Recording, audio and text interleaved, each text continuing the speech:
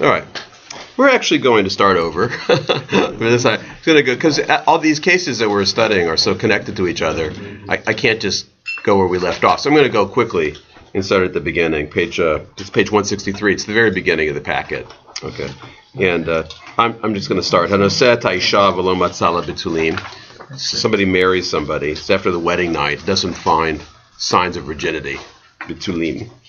V'hi omeret meisha erastani nenasti v'nistachpa sadehu. So she has a claim. Her claim is that this happened after we were engaged to be married. I was raped. And therefore your field was flooded. That's the delightful euphemism they use for, This isn't so pleasant, this stuff. Anyway. Just thinking that, every once in a while, I said I wouldn't do digressions, but what's life without digressions? Every once in a while, it's interesting because in a world filled with big stories, every once in a while there's little stories that just grabs everybody's attention, and suddenly everybody's talking about it. Like that gorilla story is one example, right? That just like there's so many wars and big stories in the world, and everybody's focused on that gorilla story, and I sort of get it. But lately it's that Stanford swimmer story too, which is a rape story, and he was sentenced to 6 months rape, 6 months in jail, and so rape and claims of rape are still really big issues in culture, even if they're big issues, and so it's interesting. So the rabbis had to focus on it also. I guess what I'd like us to do when we're reading through this case is try to understand the reasoning of the rabbis without sentimentality. And that's hard to do because it's a human story. But they're trying to follow the law and trying to figure out, what does the law have to say. So that's the issue in believability. Do we believe the woman's claim or not? A sentimental position is, of course, you'd want to believe her claim. And then one rabbi immediately jumps and says, we believe her claim. But I think when we read this, we want to evaluate why is the first rabbi suggesting we believe her claim, because probably he's got an unsentimental reason for it. There's some issue that's compelling in that way, or not having to do with pity or compassion. It has something to do with the way the law's framed, or the way he understands the law. Okay, anyway, so that's her claim. V'hi omer, and hu omer, so he says low key, so he denies this claim. Ela achalo erastich, it happened after we were engaged. That's important because if it's after they were engaged, then it's adultery. Oh no, I'm sorry. I got that wrong. Ad shelo, it was before we were engaged. If it happened before they were engaged, then it's not adultery, but it's a false claim because she claimed that she was a virgin before they got engaged. So he's claiming it's a false claim. So he doesn't have to pay the ketubah. Okay, and that's why it comes to the judges in the first place. Really, is because they want a divorce. She wants the ketubah, and he doesn't want to pay. And his grounds for not paying is that, it was fraud. Okay, and again, not so sentimental, but a marriage is a contract like other contracts too. So they adjudicate it like a contract. Was it fraud? Was it not fraud? Were there faulty claims, etc. Okay. V'haya mikachi mekach ta'ut. And the deal I made with you was in error. I made it in error, so I shouldn't have to pay you. So the contract should be void. Okay? Rabban Gamliel and Rabbi Eliezer, the two of them, Omrim, they both say, ne'emenet. They say she's believed. End of case. She's believed, pay her the ketubah. Rabbi Yoshua disagrees and says, lo mi piha anu chayim. We don't live on her word. In other words, there's not necessarily an assumption that she's telling the truth. Ela harezo b'chazkat be'ula. In fact, the assumption is that she's pregnant. Achelo titares v'hitato. So the assumption is that there was sex before she was betrothed. Achitavi raya l'dvareh. Until she brings evidence to the contrary. So unless she brings evidence to the contrary, we assume actually that she had sex before she was engaged. Okay. Neither of them are really explaining their reasoning. In fact, Rabban Gamliel just says she's believed.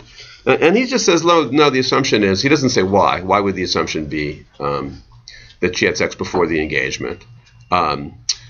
Neither of them give reasons, and we have to sort of figure it out. And then the Talmud is going to use other cases to try to figure out the reasons. But just real briefly, what would you think would be the reason for Rabban Gamliel? Rabban Gamliel says that she's believed.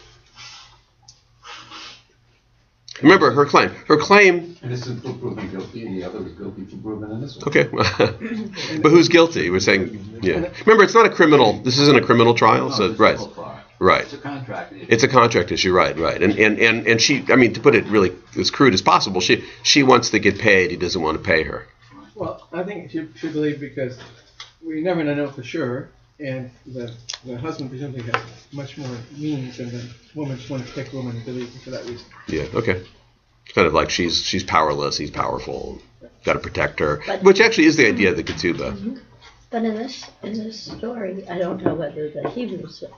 How the Hebrew is really translated. Yeah. So the husband says, "Not so. I'm not required to pay you, for you may well have lost your virginity." Oh, I see. It's like he doesn't even say he knows. Yeah. Okay. That she's lying. Yeah. It's an interesting point. So that's a commentary. It's not totally clear that that's in the Hebrew, but the fact is, yes, I think yes, you're right. I mean, the husband is saying, it's interesting. It doesn't quite say that in Hebrew, but if he had evidence, if he knew for sure, right, then he would bring a witness, and then that would be it. The case would be over because I've got a witness. So it's either that he is saying that, but I don't have any proof, or he's saying it's just as likely that you had sex before we were engaged. Therefore, I shouldn't have to pay. So the reason that becomes important, you'll see, is in the next case. The reason Steinsaltz cheats a little bit in the translation is because of the next case. Because if you remember, the next case is a case of somebody who is certain, versus who claims certainty, versus someone who is not so sure. And then one of the rabbis, at least, as it happens, it's Rabban Gamliel, claims that the one who is certain wins the case in those. So if that's the case here, if maybe Rabban Gamliel just says, because she is categorical, this is what happened, and he says, well, I don't know what happened, but it could have been this, could have been this. So automatically, then you believe the person who is categorically certain. There's some dangers in that system, right? Because for instance, if you know that's the law, you know where you're going to claim in court. Yeah, that's right. Because sure, right. You say, well, okay, they're going to believe me if I'm sure. So it only works if only the rabbis know the law, but only the judges know the law, but the people that come with claims don't know the law. Right. As soon as they all know the law, then they're all going to come in with these certain claims. Yeah. Now, these cases. The rabbis are looking at the case, right? They're not actually meeting the parties. They don't see the parties. Oh, I don't know. I think they could be meeting. Why do you ask? I think they could be meeting the parties. Because they knew they can watch body language. Yeah. That can be helpful for their. It takes an awful lot of chutzpah for this woman who's going to put herself in jeopardy with the community because she's got to still live in the community. Yeah. So from an affirmative perspective, she knows if she's taking this to court to really get an issue, if she doesn't come with the strength of certainty, she's going to lose. Yeah. So I understand the issue of body language and voice and things like that. So let's assume that's not a factor here. What we're trying to do is actually, because we're trying to come up with broad principles, and when you say something like body language or tone of voice, it's very subjective. So before you get to that, first you want to know some broad principles. Like in general, a woman that claims she was raped, and it happened after the engagement, is there something in the statement itself which would force us to believe her by law? So Rabban Gamliel says by law, I don't care what her body language is, I don't care what her voice is, we believe her. And the other rabbi doesn't say we don't believe her. He says we just don't necessarily believe her. We don't live by her word. In fact, to get money, like any other case. So that's my sense. That's his reasoning. Look, if she wants to get paid, it's like any other contract. She's got to bring the proof because he's got the money. Rabban Gamliel is saying that actually, in this particular case, it doesn't matter what her body language is, absent any other witnesses, then she's just believed. So we want to sort of understand Rabban Gamliel a little bit, and we haven't really gotten to it yet. We don't really understand him yet. And I'm claiming it's not sentimentality. Poor woman, we're going to believe her. It's not that. There's something else. We're not going to get to it for a few pages, but maybe I'll take one more comment. Maybe we can guess. Yes. How do you know there's been a rape? I mean, she's claiming it. Yeah. So she's claiming it. Yeah. Unless there's some other extenuating circumstances. she wouldn't be bringing it up to put herself in jeopardy. That's not true. Why would it put herself in jeopardy? If she didn't say anything, maybe nobody would even know. Right. Well, but she's pregnant. There's the issue of consensuality here. You're ignoring the whole issue of Yeah. So go ahead. Yeah. In other words, she gave consent to be raped. Huh? That's No, nowhere. no, that's not rape. I don't know about that. No, rape is an issue of consensuality. Right. So but she's claiming it was rape. She's claiming it was rape. So Right. the whole issue resolved, in my opinion, around the rabbis determining whether or not there was a consensual part of the sexual relationship. So you're right. You're right. So I don't want to get too close to this because you're right that the rape claim is important too. She doesn't claim that she had sex. I mean, she had other claims, right? She could just say, for instance, I had sex with you. Don't you remember? And the judge doesn't know. Remember, there's no evidence, right? So I mean, and this isn't DNA. You can't decide. So or I had sex with somebody else and I wasn't, or I don't know. She just got other claims. So the claim is that she was raped. It could be because of the rape, right? That actually might be believable. There might be something about claiming rape that's believable. Anyway, let's keep going. Itmar. So now we come to this other case, which is not quite as complicated. It's not as emotional either. But so I'm going to go through it quickly because we did it already. Itmar. There was a disagreement based on the following case. That's what the word itmar means. Mana li biyadcha, you owe me 100 zuz. Mana is 100 zuz. V'halal meir, on the other one says ini yodeh. On the other one says I don't know. Maybe I do. Maybe I don't. Remember, that's very different than I don't. But it's uncertain. Rav Yehuda and Rav Huna Amrei Chayav. Rav Yehuda and Rav Huna say he's obligated to pay. Rav Nachman and Rabbi Yochanan Omer Patur. Rabbi Yochanan and who's the other one? Rabbi Yochanan and Rav Nachman say Patur. Okay, two rabbis did disagreements, and now we're going to unpack their reasoning. Rav Huna, Rav Yehuda Amrei Chayav. So they're the ones that say it's got to pay because it's a classic case of bari v'shema, of certainty and uncertainty. Bari adif. The person with a certain claim is preferable, gets preference. Absent any other proof, the person that brings the certain claim, and as opposed to the uncertain claim, you just rule according to the certain claim. Okay? And that's pretty clear. That's their system. Right, you're sort of getting into philosophy of law. That's what they hold. Okay, page 165, next page. V'Rav Nachman v'Rav Yochanan Amrei, so they're the other group. Remember, they say that he doesn't have to pay. Patur, you don't have to pay. Why? And they have a principle too, an abstract principle, which is useful. Okay, mamuna b'chezkat marei. Money stays in the possession of the person who has the money.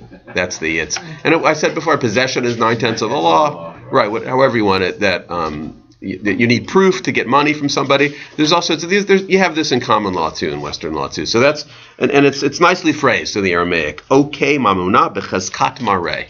You keep the money in the possession of the person who owns it at the time, unless there's proof. Okay, and then here in the claims is all we've got. There's no proof. Okay, all right. So now we're connecting this case to our case. Our case is the woman who claims that she was raped. Okay.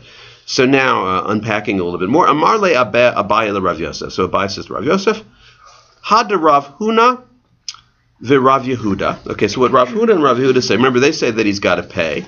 That's similar to Shmuel. That's similar to what Shmuel rules in the following case. Ditnan. This is a Mishnah. It's a previous Mishnah, but it's a Mishnah. Okay, so here's the Mishnah. Who owns the money if there's a contract? It's an escrow. And so that then is it not hers? Oh, the ketubah? Yes. Is that what you're talking about? So the ketubah, yes, sort of like it's an escrow. Yeah. I mean, because you're saying he's got to keep it aside. Yeah, he's got to keep it. When you have a ketubah, there has to be some evidence that you've got it. Okay, so very often the parents provide it. Who's the owner of the money? If you have to have proof before you take the Oh, money. he's the owner of the money. He controls the money. The man controls the money in a marriage. But this is a ketubah now. It's said this money is not his. This is hers. No, it's what he owes her. Yeah, the money's not hers until they get divorced. Yeah. And I'm not a lawyer, so I'm not going to use legal terms. But it's similar to an escrow account where it has to sit there, but he owns it. He owns it, and there he can use it. I mean, he can borrow against it. It's his property. Okay. So this is another case, the Ditznan, because we're going to be mixing up these three cases. So that's why I'm starting over, and you got to keep them in your mind. Ditznan, Haitam Uberet. So she becomes pregnant. This is a different case, and she's unmarried. And one of the reasons I'm starting over is I got this slightly wrong last time, so I'm going to correct myself. Ve'amrula. So they asked her, Mativo shel ubarze. How did you get pregnant? Who's the father? It's an interesting way of putting it. What is the quality of this embryo? Right. But it's a delicate way of asking who's the father. And she says, Me'ish ploni v'kohenu. Okay, so she identifies the father and says that he's a priest. So I forgot what I said last week, but the importance for, according to Steinsaltz and Rashi, I think there's other issues at play here too, but according to them, the issue here is that can she marry a priest? So if she'd had sex with another man who is not a priest, she would not be allowed to marry that priest. But if the father is the priest, then she can marry that priest because he's the only one that had sex with her. So remember, you can't marry a priest if you've had sex with another man. You have to be a virgin. So, but if it's the priest, sorry, even in marriage. No, that's the point. You can't marry a priest if you've had sex with another man. Oh, even in marriage, yeah, even in marriage. So she divorced or a widow. A priest can't. Right. Can't marry a divorcee. A priest can't marry a divorcee, Even a widow. or a widow. Widow, yeah. Right. Yeah, I mean, I would put it crudely, the common denominator there is sex. She can't marry a priest if she's had sex with another man. It could be in marriage, it could be outside of marriage. But if she had sex with him, then there was no violation. I mean, they shouldn't have done it. That's a little naughty. You shouldn't be doing that. But it doesn't change. But now Mazel Tov, you can get married, and we'll have a wedding for you. But that's her claim. So that's what she's saying. Yes. Right. I mean, even today in Israel, you can't a Kohen cannot marry a divorced woman. So you cannot have a marriage in Israel. Yeah. So you go to Cyprus, or you go to Turkey and give it. Yeah. On one occasion, Rabbi many years ago changed circulated the law and violated the divorcee. Do you remember that? No. All right, but we got another opinion. So that all we have is a case and the claim. Her claim is the father is the priest, Mr. Priest over there. But we don't have any evidence. It's interesting. There's no DNA cases, and you can't do blood tests, and it wasn't so long ago, in America that you couldn't do them either. Really, you couldn't know for sure. Now you can know for sure. Rabban Gamliel v'Rabbi Eliezer omrim nemen. It's a Rabban Gamliel who is the same guy before that said the woman is believed in the rape case. He again says that she's believed. Ve'amar Rav Yehuda amar Shmuel, and Rav Yehuda says in the name of Shmuel, halacha ke Rabban Gamliel. So the halacha is like Rabban Gamliel. What we don't learn here, interestingly, is the other opinion. All we have is Rabban Gamliel that says that she's believed. Okay, now we start to analyze this. Ve'amar le Rav Shmuel bar Yehuda, the Rav Yehuda. Now, one thing that's confusing is they all have the same name. So it's very difficult to unpack who's quoting who.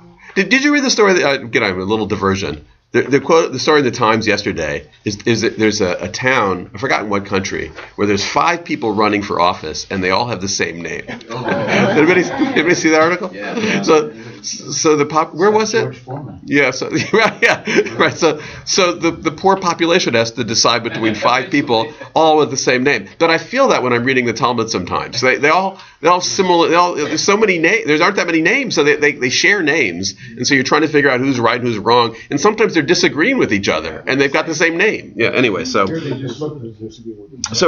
Yehuda says Shmuel said halachat Rabban Gamliel. So Amar le Rav Shmuel, not the same Shmuel, son of Yehuda, not the same Yehuda, says to Yehuda, the Yehuda who quoted in Shmuel's name. Page 166, Shinana, which I quoted last time as wise guy, seems to have been, so first of all, it's sarcastic. Second of all, it seems to be this Rav Yehuda, not the other Rav Yehuda, this Rav Yehuda's nickname. And I looked a little bit. I saw just in Steinsaltz that there is the suggestion that he had the Shinana either means sharp, like a sharp knife, so it's like wise guy, but it also could mean from the word tooth, which means that this guy had weird teeth, so people called him, toothy. So it could have just been his nickname, or it could have been a nickname with a kind of dig, like wise guy. But I know Shinana is used in other places in the Talmud as a kind of sarcastic insult. But apparently this rabbi was often called Shinana. It was like his nickname. So the shinin means to sharpen. Yeah, right. And Shina's tooth, and it's probably from the same. Yeah. So anyway. Are there other nicknames in the Talmud? Yeah, there are. There aren't that many, but there are. Seems strange. It is. Yeah. That's why I think it's actually kind of an insult. He's saying wise guy. Amart la mishmei de Shmuel. You're telling us that this was in the name of Shmuel, but we already know halacha k'Rabban Gamliel. But we already know that the halacha. You don't have to tell us. We already know the halacha is like Rabban Gamliel. Af barishana, even in the first case. Okay, so this statement creates some problems because why would in the second case, which we just studied, is that she just claims the father is the priest, and Rabban Gamliel says she's believed. Forget for a second about why he says it. He just says it's believed. So this guy is saying we already know the halacha is like Rabban Gamliel in this case, the one with the father is the priest, but we know even in the first case, which is what we started with. So the question is, what do they mean by even in the first case? How are those cases different? Now, it may seem obvious they're different, but it may be because what you might think, this is what you might think, that Rabban Gamliel has a general principle. You just believe the woman. And it's not necessarily sentimental. After all, the woman knows, right? I mean, the woman knows who the father is. So you believe the woman, and maybe that's just Rabban Gamliel's system in these things. The easiest thing is to believe the woman. Now, you don't believe the woman if there's proof. Bring witnesses. But there's no proof, there's no witnesses, so that might be it. The problem with that is, why would you say even in the first case? Because by using the word af, just one word, even, you're implying that there's something different between the cases. If you're going to say they're the same case, the woman's making a claim, therefore we believe the woman, then you wouldn't use the word even. Okay, so now we have to sort of understand a distinction between the case. Rabban Gamliel believes you believe the woman in this case and in this case, even though they're different cases. Okay, now obviously they are different cases, right? Because one is a claim of rape and one is not. But if you're going to say, well, Rabban Gamliel always believes the woman, then you wouldn't use the word even in that, even in this case. Okay, so my af barishana. So why the word even? Afal gav de ikala meimar. Okay, so here's the difference. Even though what you could say is ika mamona b'cheskat mareh, so you might want to use that claim. You might want to use the claim. You take money. You need proof to take money from somebody. Amar Rabban Gamliel, even though bari adif. Rabban Gamliel says, even though in general you need proof to take money from somebody, what Rabban Gamliel is focusing on in that first case is this idea of bari adif. You believe the certain claim, okay? Which actually was Martha was saying. Her fiance is not sure what happened. That's our assumption now. The fiance is not sure what happened, but she is. So in other words, Rabban Gamliel in that case isn't dealing with believe the woman, not believe the woman. It's not a question of you believe the woman, you don't believe the woman. It's a simple case of bari adif. Bari adif means you believe the certain claim. Even though you could make an argument that you need proof to take money, he says the claim of bari adif, that principle is stronger. You have this. She's certain and he's not. That overrules this other possible principle, which is that you need proof. So in that case, this isn't a very good argument, by the way. Right. I mean, all things being equal, I'm not sure why one would overrule the others. But that's what they're suggesting. So in Rabban Gamliel, don't focus on he believes the woman. That's not what's motivating him here. What's motivating him here is the woman has the certain claim. Okay. Okay. Are there any questions? Okay. So lema. So therefore, we could say that, or we might say, Rav Yehuda Rav Huna da Amri ke Rabban Gamliel. So what we could say is this: Rav Yehuda and Rav Yehuda, who also think that in that other case we had about the money. And they're the ones that make the claim bari adif, that you believe you might say that they're like Rabban Gamliel, because Rabban Gamliel in our Mishnah about the woman who claims she's raped seems to hold that it's the certain claim. So we could just say it's very simple. It's like a math equation. Rav Yehuda and Rav Huna, they line up with Rabban Gamliel, who's the earlier rabbi, the most authoritative rabbi. In other words, sort of like he's their teacher. we're Rabban Gamlielites. We like this idea of you believe the certain claim. Rav Nachman Rabbi Yochanan, remember, Rav Nachman and Rabbi Yochanan say you don't necessarily believe the woman. It's not like you don't believe her, but you don't necessarily. They must be like Rabbi Yoshua. Rabbi Yoshua is the guy that says, no, we don't necessarily believe the certain claim. We need proof to take money out of somebody's pocket. And then it ends up being this sort of math equation. And we've got just two different ways of looking at the world. One is that you believe a certain claim, and another is, no, it doesn't matter what the claim is, you need proof to take money. And all these cases fit into that paradigm. Or actually, not all of them. The first one we had, which seems like it's a rape case, don't look at it as a rape case at all. It's simply a case of a strong claim, a certain claim, versus an uncertain claim with no proof. And there's two different schools of thought of how you adjudicate those two different kinds of cases, those two different cases. That makes an impossible task. How are you going to make proof? Yeah. Well, so then that's is not going to come forward and say. So that's unfortunate, but that means that she doesn't get paid. It's not like she goes to jail. I mean, she just doesn't get paid. She doesn't get to collect her ketubah. The original question, then would give credence that it is the way she described it, or she wouldn't have brought it up to begin with, because bringing it up puts her at jeopardy. Okay, well, hold that, because that comes up because that comes up next. That comes up, yeah, Mike. Does it have a bearing on what's going to be the ultimate punishment for either person at the end?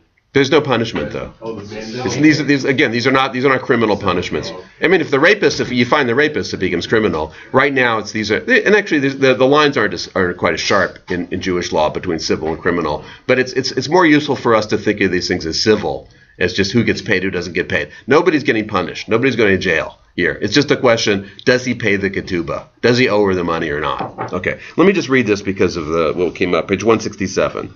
Amar Lach Rav Nachman. So Rav Nachman then could say, Rav Nachman is the guy that says you need to provide proof. But he could say, Ana de Amri afilu Rabban Gamliel. No, it could be that I'm actually following just like Rabban Gamliel. But the case we started with about the woman who claims that she was raped, who's pregnant, could be very different because it could be like this. Remember that in the Mishnah itself, Rabban Gamliel doesn't explain his ruling. He just makes a ruling. So we're trying to figure out his explanation. So he's saying, here's a whole different way that you could explain Rabban Gamliel's reasoning. Adkan lo kamar Rabban Gamliel hatam.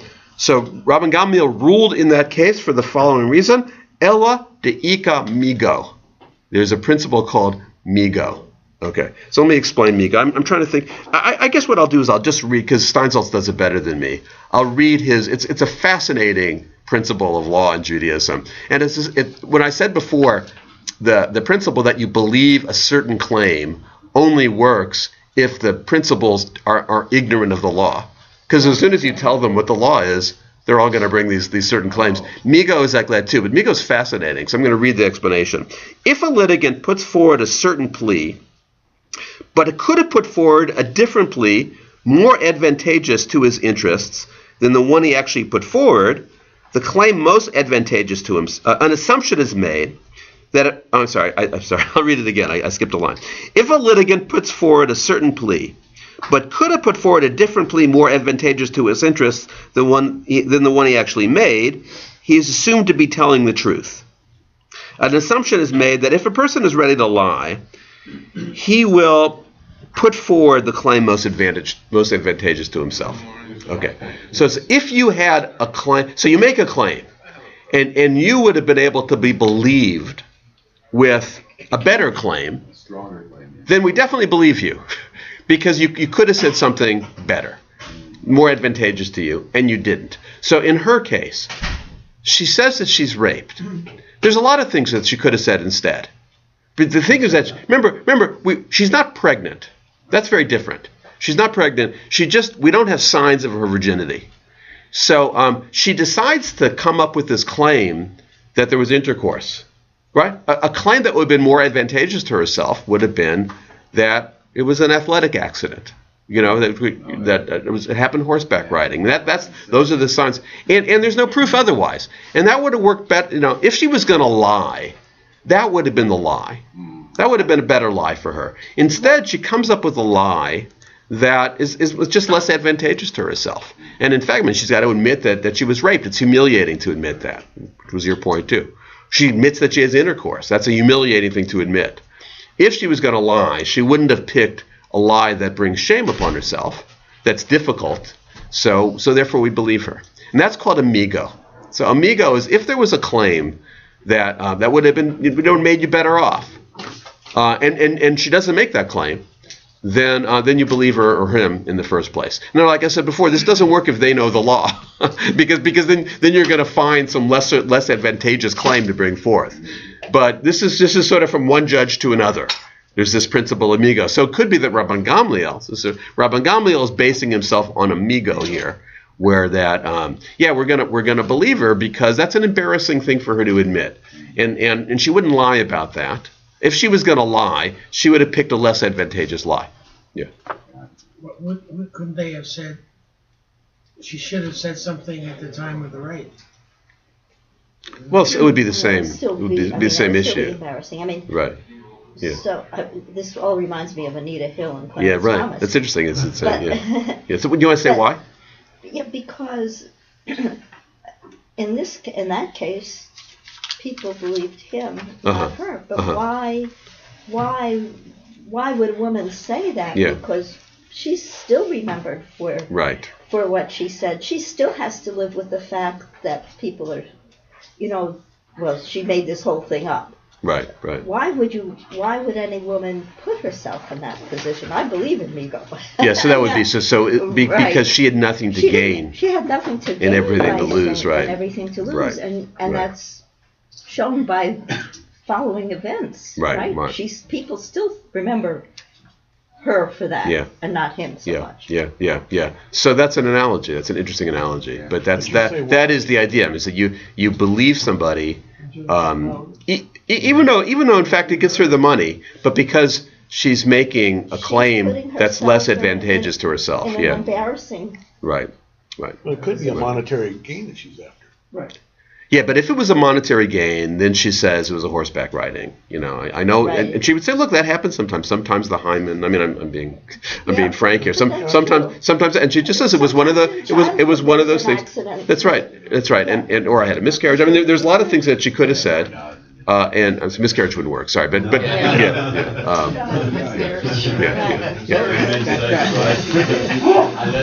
And since she could easily brought forward the more advantageous claim, you believe her when she brings forth the less advantageous claim, even though the result is that she still wins the case.